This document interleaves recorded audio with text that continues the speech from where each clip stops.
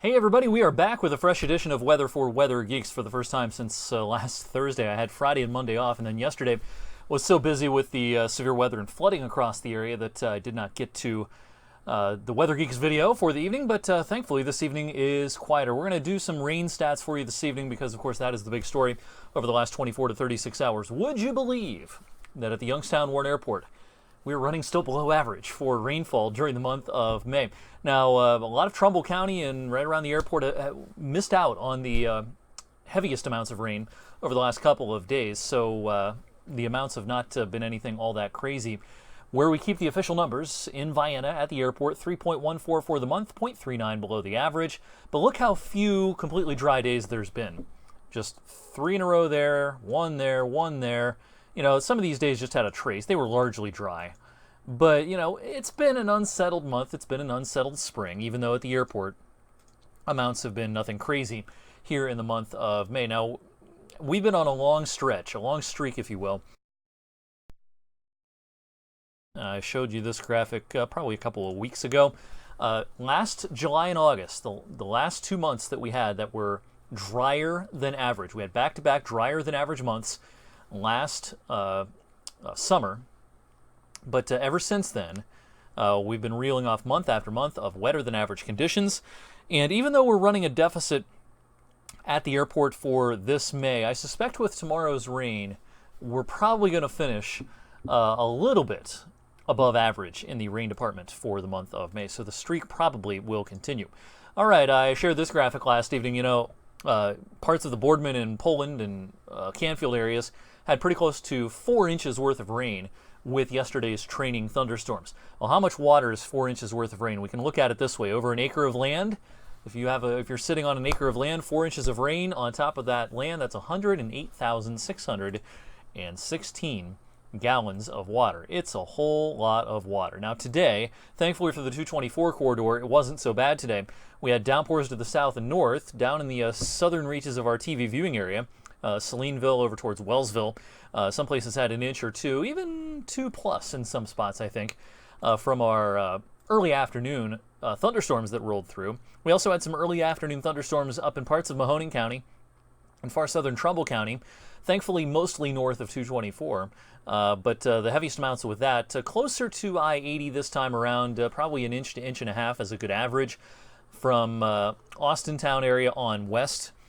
Closer to Lordstown. Downtown Youngstown, we did pretty well this afternoon with the rain. I came in a blinding downpour at about 1 o'clock this afternoon. When we look back at the last couple of days, though, the 224 corridor is where the worst of the rain was. You know, some rain gauges easily topping 4 inches between yesterday afternoon's thunderstorms, a random thunderstorm that occurred in the middle of the night last night, and getting grazed by today's action.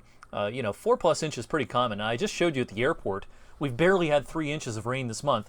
Just in the last 30 hours, we've picked up more than that easily across parts of Mahoning County. All right, on this Wednesday evening, a little after 7 o'clock, 7:17, all the actions to our south and east. It was another busy day in the state of Pennsylvania today. The severe weather threat, thankfully, is diminishing after a couple of tornadoes in the southeastern corner of the Keystone State today.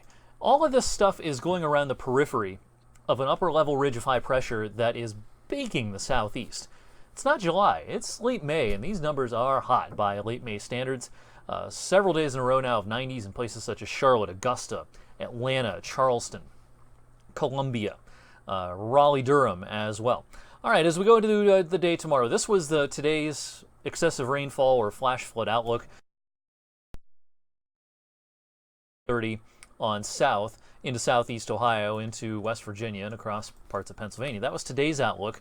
As we look ahead to tomorrow, it looks like everything starts shifting back a little bit farther to the north and includes a little more of our viewing area and that risk for some flash flooding tomorrow. Now, I'm not real concerned about severe weather tomorrow, hail, damaging winds, tornadoes. Not real concerned about that tomorrow.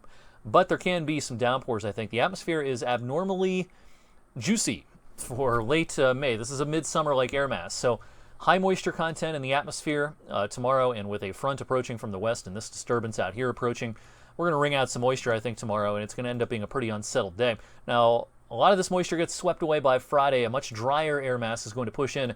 Notice our lines here are more coming out of the northwest. on Friday. This is going to be a beautiful day coming up on Friday with lower humidity, sunshine, dry weather as well. Rainfall odds for your Thursday, hour by hour. Don't forget you can check these same numbers out anytime on the Storm Tracker 21 app. Highest odds of wet weather in the early afternoon through the mid-afternoon hours and then tailing off towards evening. Plan on a few rounds of showers and some thunder for your Thursday across the Mahoning and Shenango valleys, and you'll see that on our model here. A dry start to the day, but by lunchtime, the radar's starting to fill in. And as we get into the afternoon, a few rounds of showers, thunder. Again, severe weather risk is not as high as it was yesterday, and in some places today as well. Showers linger into late in the day tomorrow, and then there's our beautiful day on Friday. Take advantage of Friday if you can. Weekend's a little unsettled, I think, especially on Saturday. This is probably the wetter half of the upcoming weekend with a few rounds of showers and probably some thunderstorms on Saturday, and a lot of these may be in the afternoon on Saturday. Now, the moist atmosphere will make a little bit of a comeback over the weekend. Now, these aren't crazy high dew points, but it'll be a little bit muggy over the weekend. But look at next week. This is a nice stretch of weather heading our way. First half of next week with a very nice break from humidity for the first week or so of June. And I've been talking about this fairly often on Weather for Weather Geeks over the last week to 10 days.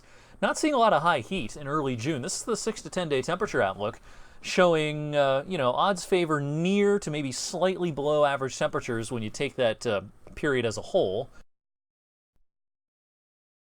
Down in the southeast as well, and it just doesn't look that hot around here in the 6 to 10 day period. And I don't see a threat of any sort of 90-degree temperatures heading our way through probably at least the first week of June, maybe even the first 10 days of June. Now, that's nothing crazy unusual. The average date of our first 90 around here is about June 24th, so not seeing a 90 through the first day of 10 days of June. Really nothing, no sort of crazy statistic there. But yeah, if you're not a fan of the heat, I think you'll like the pattern in early June. Hopefully, it will be accompanied by more frequent this spring across our area. That'll do it for tonight's Weather for Weather Geeks. I'll see you back here tomorrow evening, and I'll do of course, a recap of tomorrow's weather, but I'll also do a summer outlook on this video tomorrow, showing you the temperature and precipitation trends for the month of June, July, and August. All right, thanks for watching, everyone. Have a great Wednesday night.